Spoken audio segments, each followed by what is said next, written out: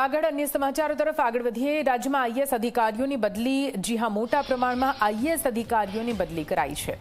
રાજ્યમાં 28 જેટલા આઈએએસ અધિકારીઓની બદલી થઈ છે, જેમાં જૂનાગઢના મ્યુનિસિપલ કમિશનરની બદલી થઈ। જૂનાગઢ મનપા કમિશનર પ્રભવ જોશીની બદલી થઈ છે। પ્રભવ જોશીની જીઆઈડીસીમાં સંયુક્ત મેનેજિંગ ડાયરેક્ટર તરીકે નિમણૂક કરવામાં આવી।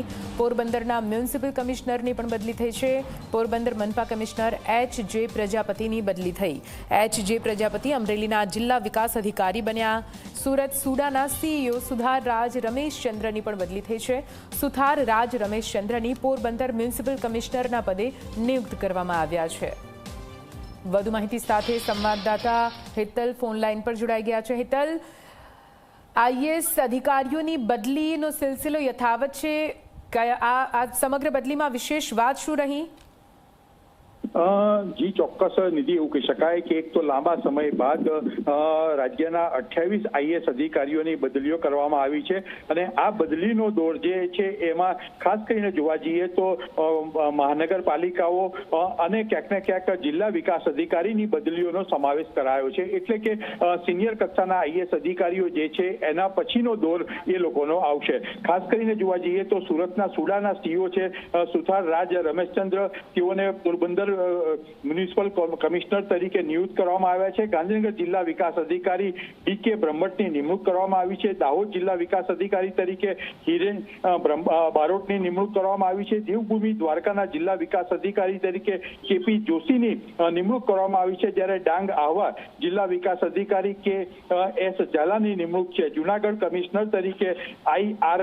વાળાની નિમણૂક છે। એટલે ક્યાંક ને ક્યાંક જોવા જઈએ તો નાની મહાનગરપાલિકાઓ છે કે જિલ્લાઓ છે જેના જિલ્લા વિકાસ અધિકારી અને મહાનગરના કમિશનરની બદલીઓનો આમાં સમાવેશ થયો છે। એટલે એવું ચોક્કસ કહી શકાય કે વહીવટી તંત્રમાં મોટા પાયે ફેરફારોની શરૂઆત થઈ છે। જી બિલકુલ, આભાર પૂરી માહિતી માટે।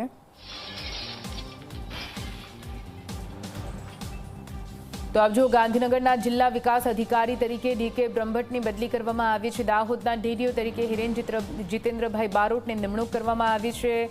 અલગ અલગ 28 જેટલા આઈએએસ અધિકારી, જેમાં દેવભૂમિ દ્વારકાના ડીડીઓ તરીકે કે.પી. જોશીની નિમણૂક કરવામાં આવી છે।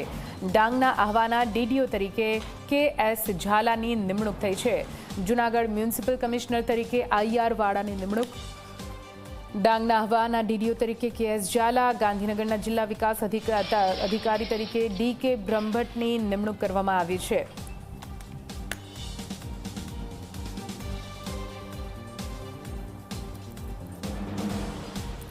તો મોટા પ્રમાણમાં આઈએએસ અધિકારીઓની બદલી, જે 28 જેટલા આઈએએસ અધિકારીઓની બદલી કરવામાં આવી છે। 28 જેટલા આઈએએસ અધિકારીઓ, જેમાં જૂનાગઢના મ્યુનિસિપલ કમિશનરની બદલી થઈ છે। મ્યુનિસિપલ કમિશનર પ્રભવ જોશીની બદલી કરી દેવામાં આવી છે, સાથે તેમને જીઆઈડીસીના સંયુક્ત મેનેજિંગ પદ પર નિમણૂક કરવામાં આવી છે।